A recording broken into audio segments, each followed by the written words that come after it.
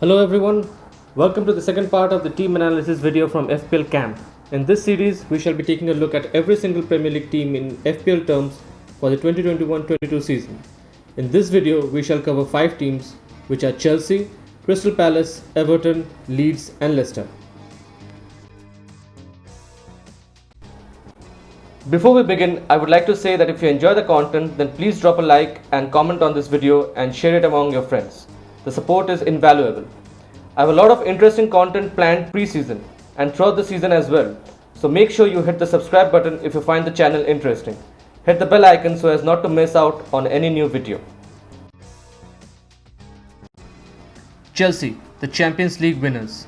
Chelsea under Thomas Tuchel were a different beast as to the first half.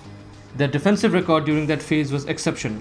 So much so that they had the second best defensive record overall in the league.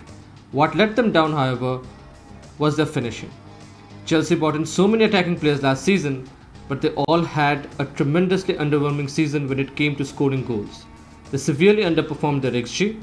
It is no wonder that they are in the market for a proven finisher, because if Chelsea can actually keep up this level of performance and end up converting the chances that they're creating, then they'll be a force to reckon in the Premier League. In FPL terms, Chelsea players never really exploded. Chilwell was the pick of the lot from defense, even though he was dropped for some games under Thomas Tuchel initially. Mount had a tremendous breakthrough season, becoming the key player in the Chelsea attack, but was often let down by the poor finishing of his fellow strikers. Timo Werner was touted to be the most explosive option last season, but severely underperformed, and still he was the highest point scoring forward for them. Chelsea have a difficult start to the Premier League this season. They play Arsenal, Liverpool, Tottenham, Manchester City all in the starting 6 games. That is one of the reasons why not many Chelsea players are being picked in the teams right now. That and the fact that Tuchel has started to follow Pep in terms of rotating his attackers. It's a nightmare to predict who from Chelsea are going to start. Defense is where Chelsea was strong under Tuchel and what made them win the Champions League, and that is where the FPL value will strongly be this season as well. I would avoid Mendy because he really doesn't make too many saves, and at 6 million he's just too costly for the clean sheet points. The back 3 means that Chelsea are going to play with wing backs, and that makes James and Chilwell to be potentially among the top point scorers in terms of defenders this season. I would pick Chilwell over James because he has that added goal threat, but if Chelsea do sign a striker, then we shall finally have someone to convert James's excellent crosses, and his assists count will shoot up. In midfield, I think Mount at 7.5 is the most safest pick that you can go under. And Mount is simply undroppable for most games and is continuously improving his attacking contributions. I feel we shall be getting more goals from him this season, and he has spoken about it as well that he wants to score more goals. And his assist threat is always there, and if someone can actually finish off those chances that he creates, then his assist count also should improve. Kai Havertz is another player who I'm touting to have a major season. So during the end of last season, he posted quite good underlying stats. He scored that winning goals in the Champions League. He had a good season. He had a good Euros with Germany. While the rest of the team was really not performing up to the highest level. So Kai Havertz is high in confidence. And I expect him to continue it this season as well. He has now settled in. He has got rid of those COVID and the lockdown issues in UK. So he should be clear in his mind as well. And the added thing with him is that if Chelsea do not sign a striker, then we can expect him to play the false 9 position that he was playing towards the end of last season. And this suits to his strengths perfectly. So he can drop down, he can pick up a pass, and he's more up from the knot in the box scoring those goals. His price at 8.5 million is also suitable for rotations with a lot of other options in that price bracket. So there's Foden, there's Mahrez, there's Grealish. Jota is at 7.5, who is a million cheap, but in that price range. So there are a lot of options in that price range. So he's a good option over there. What can we say about Werner? He gets so many great chances and doesn't finish. And when he finishes, he's offside. So sometimes he's also doing both. That is, it's very frustrating to own him. So The question is, what season will he have? Will he have something which we had last season, or the Werner that we were used to seeing in the Bundesliga? So now, if Chelsea do sign a striker, then what will become of him? Does he become a guaranteed starter? I guess not. So it's a wait and watch for him, definitely, and what Chelsea actually do up in the transfer market, and if any new players do come in, then what does it mean for the attackers and how Tuchel actually sets them up. So it's a definite wait and watch, and it's good that the early games are a bit difficult and we are not actually going for them. So we can have that information, and when the fixture swing really happens for Chelsea from game week 7 onwards, they have a great fixture run for 4 or 5 game weeks. We can then latch on to the Chelsea attackers that we think are the FPL picks for this season. Okay, Crystal Palace. Now, Crystal Palace had a poor season, and the stats show it. But we have to forget those stats because they have a new manager. Roy Hodgson is no longer the Crystal Palace manager. Patrick Vieira has come in, and we have absolutely no idea how they're going to play. So it's completely up to debate as to what style Vieira is going to implement. But he has promised an attacking style, and which is a complete 180-degree turn from what we were used to seeing under Roy Hodgson, where Crystal Palace were compact. They didn't really. They first aimed at not conceding goals, and then they tried to hit teams on the break. Last 2 or 3 years stats really don't mean anything as of this point of time, due to the new manager coming in. And in terms of performances, like I said, Crystal Palace had a really poor season, but Zaha was once again the pick of the lot. And Benteke up front was a real revelation last season. So I think this season also he's priced at 6.5 million. So he's someone to keep an eye on. Okay, now the Crystal Palace fixtures are not great to start the season. So for me, it's mostly an avoid for now, for all the Crystal Palace players.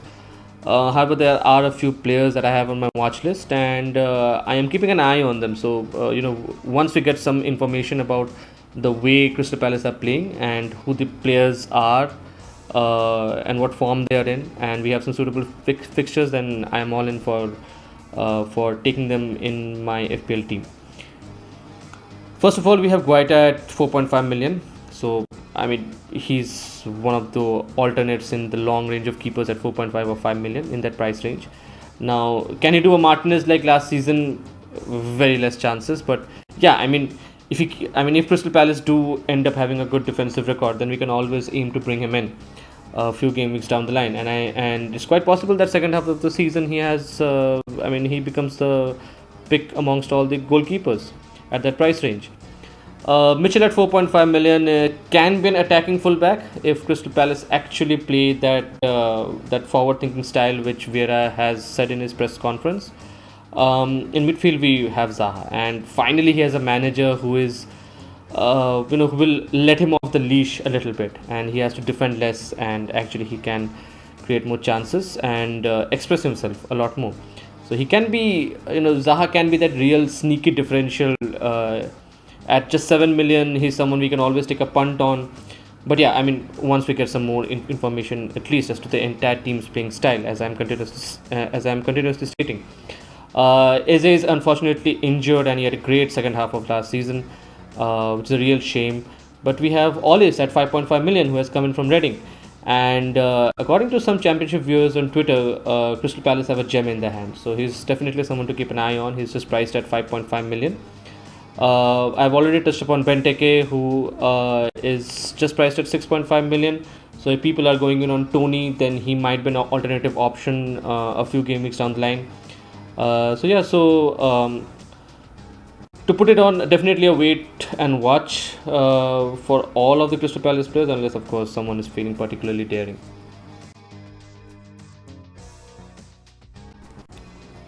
Okay, we have one more team with a new manager, and again, not much of use for last season's stats. So Everton, Carlo Ancelotti is no longer the manager. Rafa Benitez has come in,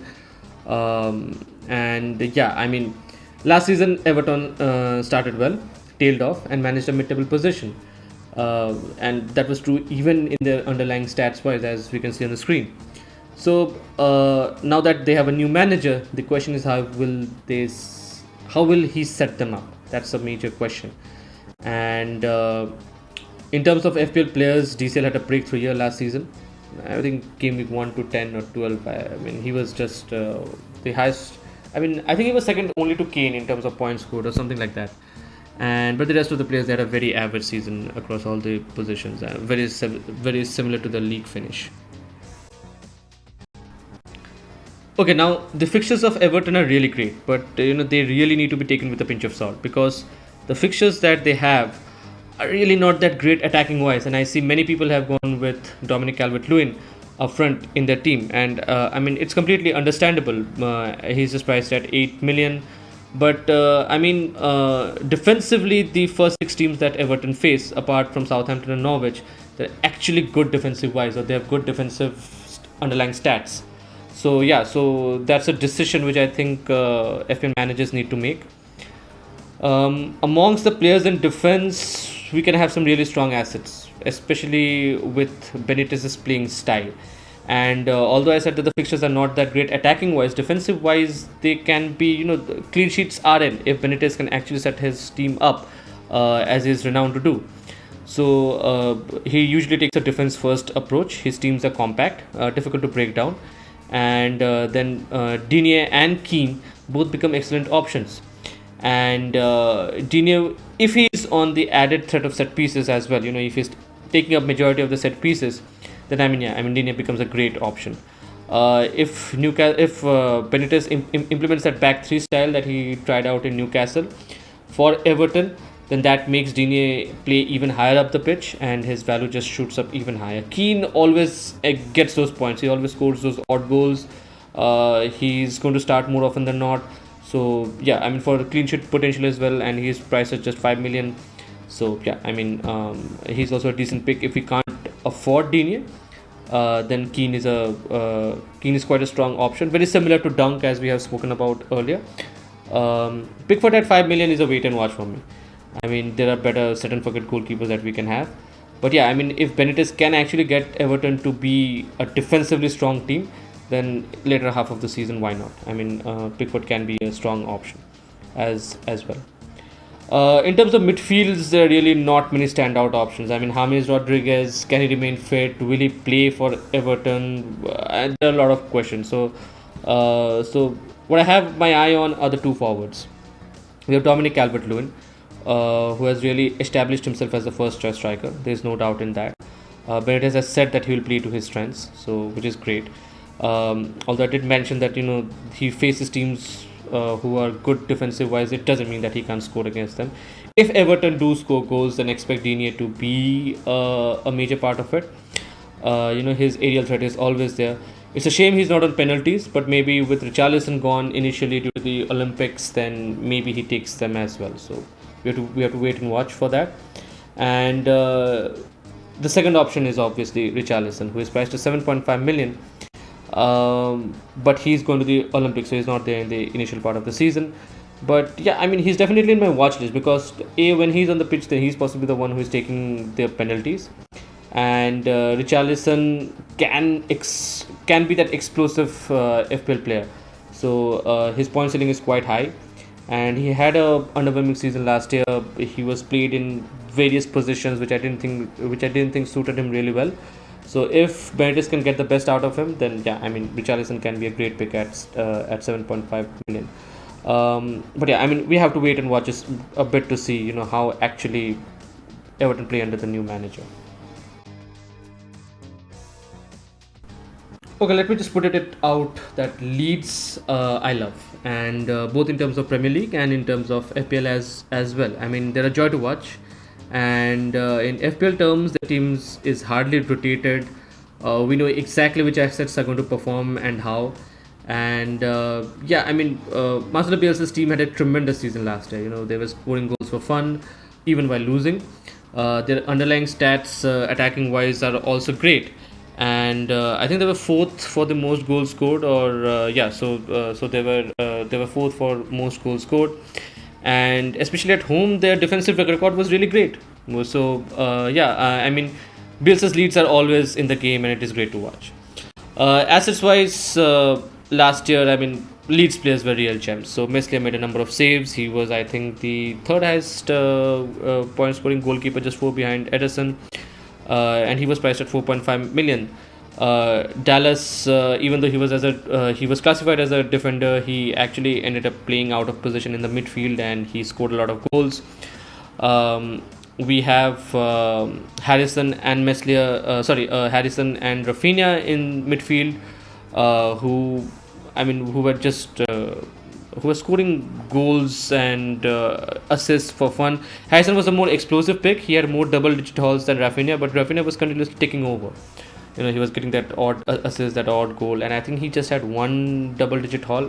So yeah, Harrison obviously is the more explosive option, but Rafinha just keeps on giving those returns. So I think both of them ended up very similar in terms of points scored, but Rafinha's underlying numbers are obviously great. Is better than that of Harrison's. And Bamford up front was just brilliant, and I think he's now the designated penalty taker as well. So that's add to his value this season.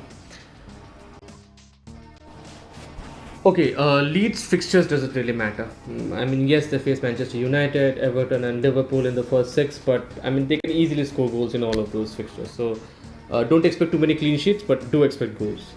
And they're now going to be playing in front of a packed Ellen Road, which is a force all in itself. And I mean, it's not obviously comparable to that of Anfield, but it's a tremendous atmosphere, and teams will not find it easy coming to Ellen Road and playing in front of a full crowd against BSR's Leeds. In terms of players, I think still this season their price, and if they can perform at the same level as they did last season, then they're real gems in FPL. We have Meslier, who is a great set and forget option at 5.0 million, and he will get those saves because Leeds do actually consider a lot of chances, but Meslier makes those saves. Luke Ayling at 4.5 million can get some attacking returns. He was unlucky not to get some last season. His underlying stats were great. This season he's priced at 4.5 million, and I think he's a must-have in the team. I have him in my team, and he's not going anywhere. In midfield, we have Harrison and Rafinha at 6 million and 6.5 million respectively. Both underpriced in my opinion. I thought Rafinha. I think you'll find most of the FPL managers they will be saying that Rafinha is underpriced a lot. Many people expected him to be at 7 million, 7.5 million, but yeah, at 6.5 million, he's a shoo-in at the team. Harrison, I think, is a good option for a double up when Leeds fixtures actually turn for the better. So you can actually go attacking wise, you can double up on them, and Bamford as forward is there at 8 million. He's a bit costlier than what he was last season. I think last season was 6 or 6.5 million. So he has a point rise which was expected. The price rise which was expected based on the season that he had. But now we have Rodrigo as well, who really performed well in the latter half of the season. And in a couple of matches, we saw Bamford was being subbed off at 60 minutes or so. So that is something we have to keep an eye on. That is Bamford really nailed as such. But I think he starts. I think Bamford starts, and because he's on penalties, he's a decent option at 8 million. So later down the line, if someone wants to switch from, because there are so many 7.5 million options, Bamford is really an easy switch up for them. And if someone has DCL, then a straight swap. Yeah. Okay, Leicester. Now, Leicester once again missed out on a Champions League spot at the end, and injuries once again played a major part in that.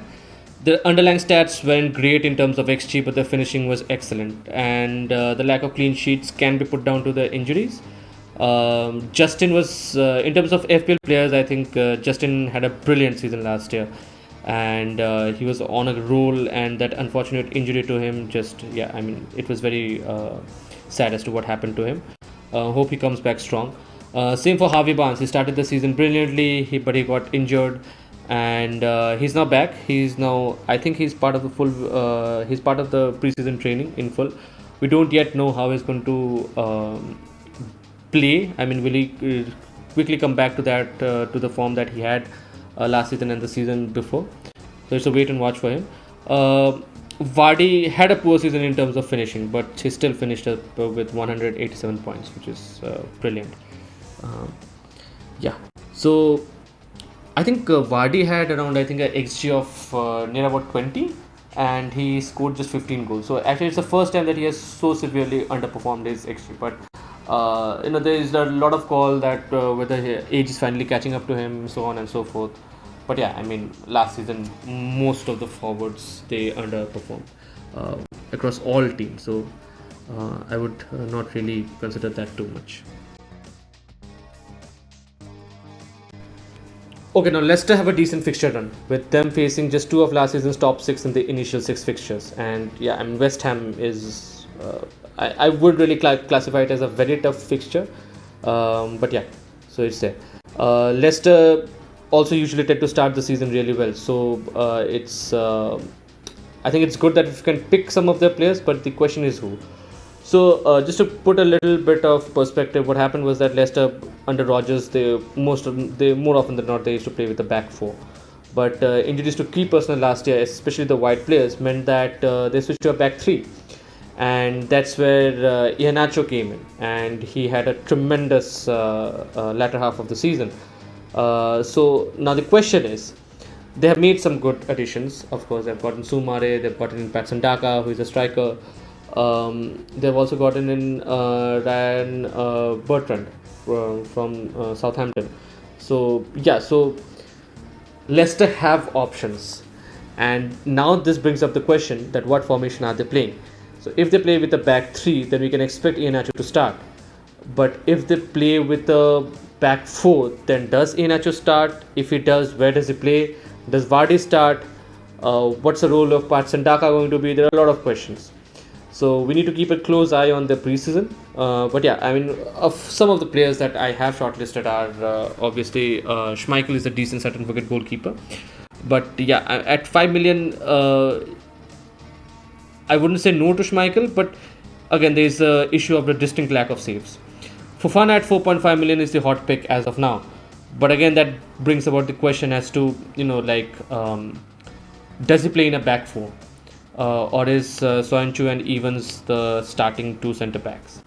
Also, at 4.5 million, Fofana, he will just give you the clean sheets. There is not really any attacking returns from him, which we could find from someone like possibly a Lamptey or someone like Luke Ayling. So that issue is there as well. But yeah, I mean, he's a decent option, provided he's going to start most of the games, or like he's the first choice centre back. If Leicester do play a back three, then I think Fofana definitely plays, and he's a regular in that team. Now from midfield, we have Maddison and Barnes. Both are priced at 7 million. But Barnes has more points potential in my opinion. Maddison never really explodes as such. He, in some matches, he'll possibly get a couple of assists, but then he goes on a quiet run, so on and so forth. There's also talks of Arsenal targeting Maddison, so if that really happens, then yeah, I mean, Barnes becomes a standout option at 7 million. But like I said, we need to see what his injury and his form is, because to come back from such a kind of injury and to straight away play at the same level is not really the case most of the times. In the forwards, I do believe Vardy is being criminally overlooked. I know he's priced at 10.5 million, which is quite costly, but I mean, just look at his historical performances. Vardy has been a great asset. Even last season, he started off really well. He tailed off in the second half of the season, where he was mostly being the assister to Iheanacho. So he underperformed his XG, as I've already mentioned, by a lot. Similar to Timo Werner levels, actually. But last season was a dud for most of the forwards. So that's really not into consideration. But those fixtures, and he has had a strong rest. He will have a strong preseason under him. So if Vardy is starting most of the preseason games, the major preseason games, then he's definitely someone to consider, because he can be a major differential. He's on penalties, that's guaranteed. Leicester usually have a strong start to the season. So, and he's also a brilliant captaincy option in game week 3, where both Salah and Bruno Fernandes, who are the two premium picks as of this point of time, they don't really have those good fixtures. I know Bruno plays Wolves, but Wolves can be strong defensively, maybe, perhaps. And yeah, and Vardy plays Norwich away. So he can be a good captaincy option for game week 3 if you do go with him. So yeah, so he's been criminally overlooked in my opinion. Iheanacho at 7.5 million is still one of the best value strikers that is over there if he starts. So what I feel is that he'll be rotated with Patson Daka. Maybe not in the initial 3 or 4 game weeks, but once Europe starts, then definitely so. Yeah, so and also in the Premier League games, it's quite possible that he'll be subbed. Now, will Patson Daka be subbed with Vardy or will he be subbed with Iheanacho is something that we have to see. And also, I would like to know where exactly he's going to play if Leicester do play with the back four. So yeah, quite a lot to look out for in Leicester's preseason, and I'll try to bring up and I'll try to update you all with the information as soon as I get it, or as soon as I've at least tried, or at least I have understood what the teams are more or less going to play by. So yeah, so hope you enjoyed the content, and if you have, then please give us a like, share, and subscribe. Do make sure you comment with what you thought about the team analysis and what you feel about it. Right, and see you for the next video.